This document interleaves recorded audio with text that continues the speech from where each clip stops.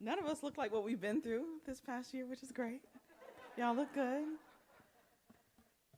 So I don't have a lot of time with you today, and I really want to center my conversation with you, my remarks, around three really important questions, because the quality of your questions will determine the quality of your life.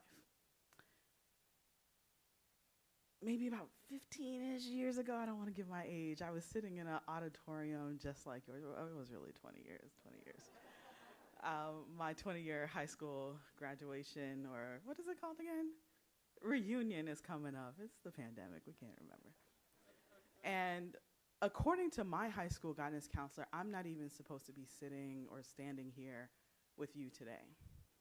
I was never supposed to be awarded at the White House as a top 100 entrepreneur under the age of 30. I was never supposed to be honored at the White House again in 2014 as a White House champion of change. I was never supposed to go on to work for Nintendo and for Sony and the NBA. I'm a Florida girl. According to my high school guidance counselor, I'm not supposed to be sitting here with you today. I was never supposed to go on to launch Black Tech Week and build the first co-working space to exist in a Black neighborhood in the entire state of Florida, because I believe in the innovation potential of Black people in our communities, because we build things. We've always built things. According to my high school counselor, I was never supposed to do any of that. I was never supposed to connect entrepreneurs to millions of dollars in capital for them to launch their business. I was never supposed to work with over 4,000 of you to help you learn how to code. I was never supposed to become the CEO of one of Pharrell Williams' companies. I was never supposed to be here with you today, according to my high school guidance counselor, because she told me that I'd never make it to a college or a university because of my grades. She didn't know me other than what she saw on a computer screen.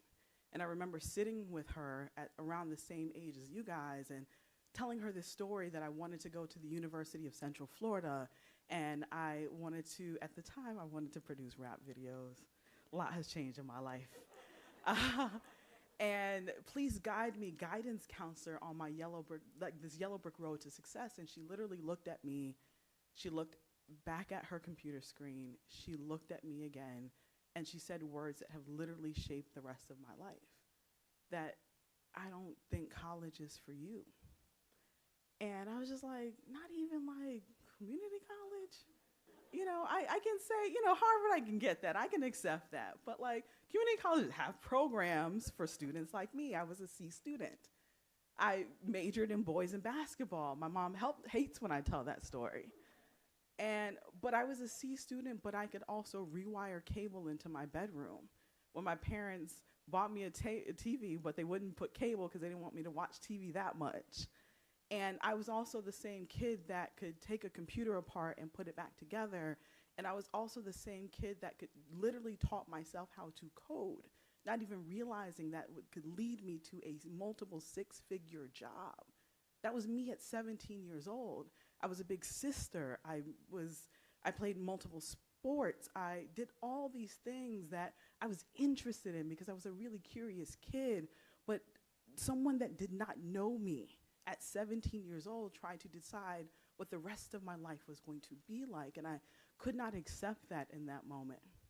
I almost did, and that's the power of having really strong parents with you or people that have your back that will not allow you to accept anything less than who you are, because in that moment, when someone whose literal title was guidance, like in her job title and description, and what she actually told me was not only that I wasn't college material, that I should maybe, either try and get a job or go to vocational school. That was her outlook for me. I went on to win $130,000 in scholarships and grants as a C student. My GPA never touched a 3.0, maybe on the way down, but definitely not on the way up. When I graduated high school, my GPA was a 2.7. And I looked around in an auditorium very much like this on that last day, because my mom had told myself, and I have a younger brother, that you're either going to college or you're going to military. Those are your only two choices. And I couldn't accept that. Nothing wrong with the military, but I was just like, I like to dress up. But it was that moment again where throughout your entire life, people will tell you what you can and cannot do. And when I talk about asking questions, and Tony Robbins famously said, the quality of your questions will determine the quality of your life. The quality of your questions will determine the quality of the businesses that you should be creating. I'm an entrepreneur, heart and heart. There's so many amazing things that are happening in Miami that I don't even fully think you understand what is happening in this technology space, but it needs you. This world needs you. One of the biggest things that we've been saying throughout this entire year is defining the new normal, creating the new normal. Disruption has happened to all of us as a result of the pandemic and racist unrest. But it was needing you in this moment to define what is it supposed to look like? What are our lives supposed to look like? And so my first question for you is actually from a conversation that I had with Pharrell on Friday when we were taping something for our organization, Black Ambition, which is an organization dedicated to funding Black and Latinx startup founders and HBCU students. In July, we'll give out about a little over $3 million to fund ideas from the ideal level to all the way to companies that have revenue and have raised significant funding. And then creating unprecedented access.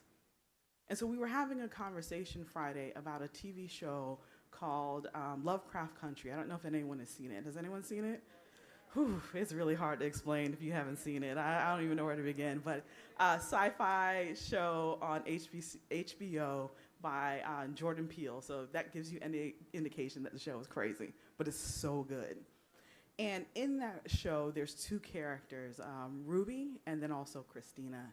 And they're having this conversation. And Christina has all these mystical powers. And Ruby doesn't have any powers. It doesn't think she has any power. But she's extremely powerful if she only realized how powerful she actually was.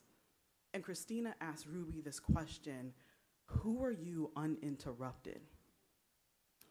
And I'm sitting in my pajamas like you do when you watch Netflix on the couch. And I sat back in my seat because I'd never heard anyone ask anyone else that question.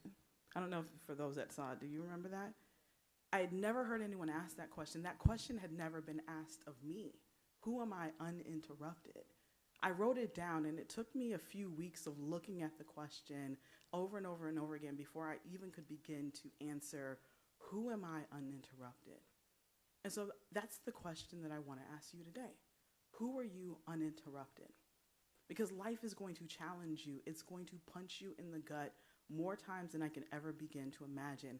For every accolade that I rattled off to you or that you've seen in the bio, I have 10 times the amount of failures. 10 times the amount of failures. And so it's not letting the failure define you, but it's how big and bold you get back up after that. That is to define who makes it and who doesn't make it. But who are you uninterrupted? And so to close on that question of who are you uninterrupted, if nothing stood in the way of you achieving whatever success means to you, and I can't tell you what success means to you, you have to define that, what it means for you personally. Because each and every one of us is on a completely different journey. It could be a new car, and I'm okay with that because I like cars. It could be like a home. It could be reaching for the stars. Whatever it is for you, define it. But more importantly, in this past year where it's so uninterrupted, if nothing stands in the way of you moving forward, what will your life look like? What conversations would you want to have? What rooms would you want to walk into? What doors would you want to open for you as a result of you living a life completely uninterrupted? I want you to define that. And you may not be able to answer that question in adults as well, and that's okay. Write it down and take the time to answer that question.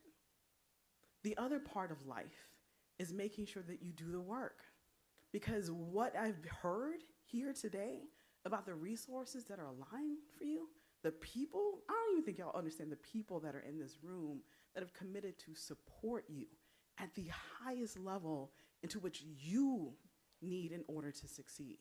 Because again, this life will suck you in and spit you out if you're not careful. And so surrounding yourself with extremely positive people and people that have the best intentions for you, but most importantly, the people that expect greatness and excellence of you, is extremely important.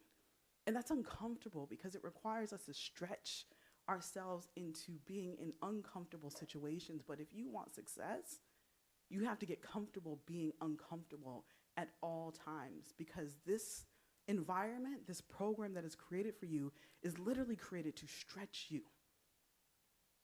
and mold you and push you in ways that no one has ever pushed you before, because they didn't expect excellence from you.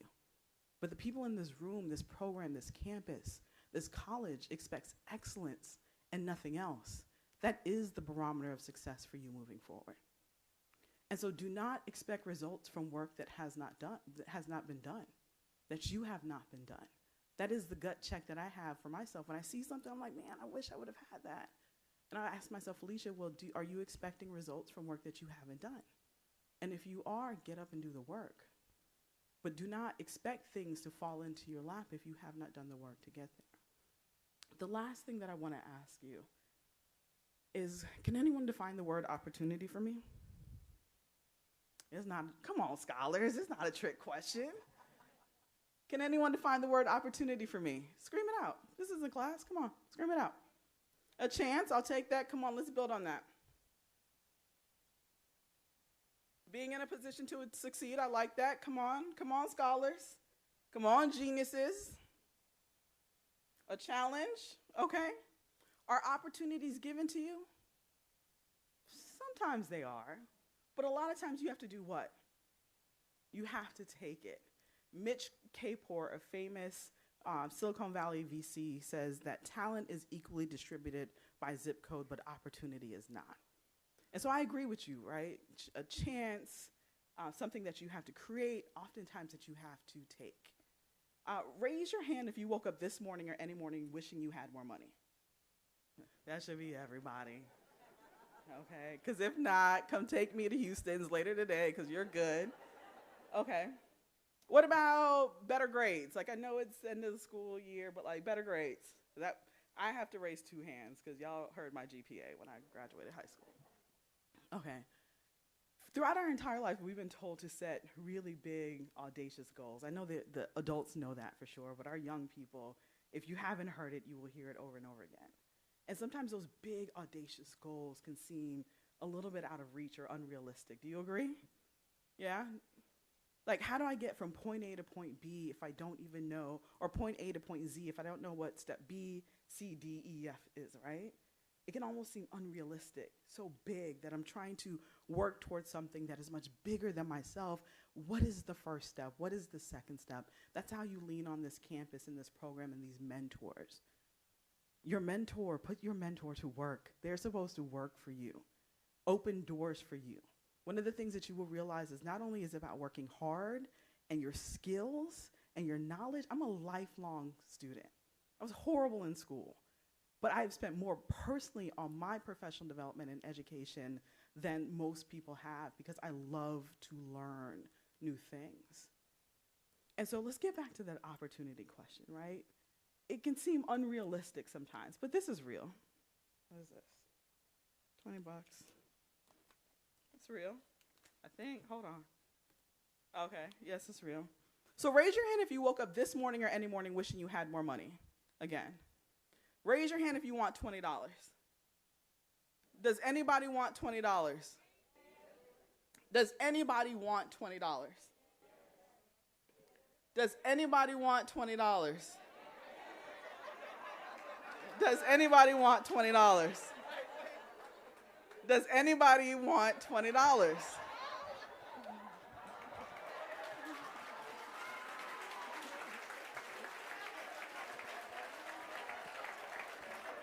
You're welcome. What's your name, young man? Carlton Daly. Can I have my $20 back? Is that like Carlton Daly, like Miami-Dade College, Carlton Daly? Okay, see, listen. His son, okay, listen. Okay, the genes are there. Carlton, my man, right? No, it's yours. Yeah, it's yours. I like a double cheeseburger and a bottle of water because I got to keep it, can't go too far off the edge of McDonald's. Okay, so really quick, because you have an amazing lineup of speakers that are getting ready to pour into you, including a judge and a congresswoman or what? I didn't have that when I was your age, I'm telling you. Listen, I asked you a question, and remember I said the quality of your questions determine the quality of your life. Well, when I ask questions, it also needs answers. And so I asked you, and I asked this room the exact same question at the exact same time. Define the word opportunity. And we said chances and things that you can do. And then I said, are opportunities given to you? And we said, sometimes. But I said, oftentimes you have to do what? You have to take them. And then I asked, raise your hand if you woke up this morning or any morning wishing you had more money. And almost everybody raised their hand. Some of the people in the front didn't raise their hand, but you didn't hear that from me. Raise your hand if you woke up this morning or any morning wishing you had more money. And almost all the students raised their hands. Some of y'all, I think there's a scholarship. There's some sort of funding You got to check some of these students because they didn't all raise their hands. So we might have to check some things out. Anyways, if you raise your hand, almost everybody raised their hand. And then the exact same opportunity was presented to each and every one of you in the room to become $20 richer. So you said that you need this thing and you raised your hand.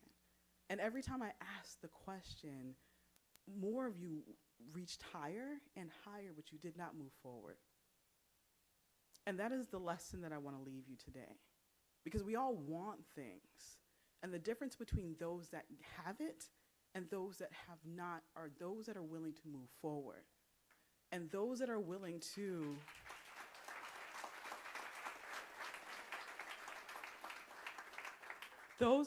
step out on faith. Those that were willing to be laughed at if I had snatched the money back and put it in my pocket because I'm trying to go to Houston tonight, right? And I know there's a really amazing dinner because I'm going to go to that. I want you to know that's the difference. Because oftentimes the things that we want are dressed in overalls and it looks like work. And I can promise you throughout my entire life, the things that I have wanted in life have never quite come the way that I expected, but I always did the work and it always came in some sort of way. And that is the difference between mindset shift and doing the work. Carlton didn't mind being embarrassed, but I thought there was something interesting because even when he decided to move forward and there was a young lady that was right here, they got this close to getting what they want and then they stood right here. And I still had to ask 2 more times. And then Carlton was like, I could come to the front, but let me do this basketball pivot and come up the stairs. Because there's no competition on the stairs, it's just me. And I can make a clean jump back to my chair before she even noticed that I took the $20.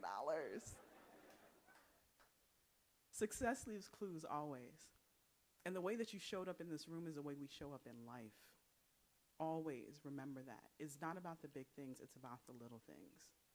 I want each and every one of you to be working and living in your zone of genius every single day, not just because you deserve it. That's the barometer of success for you moving forward.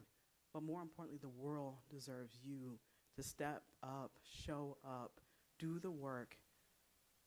Make sure the mentors do the work for you, but they can only do it if you meet them halfway. You have a book here of a circle of influencers. I know most of these people. Do you? Can you make it a point through this program, through this afternoon, to meet these people? Google who they are. Go on LinkedIn. But most importantly, hey, if you are an influencer, you're committed to this program, can we have a conversation? Because relationships are how you move forward. But more than anything, the quality of your questions will determine the quality of your life. And I want you as students to stop asking $3 questions and ask $30,000 questions of the people around you so that your life is forever changed. You know what to do with the resources. And more importantly, this world gets ready for who you are and how you're going to disrupt it moving forward. Thank you.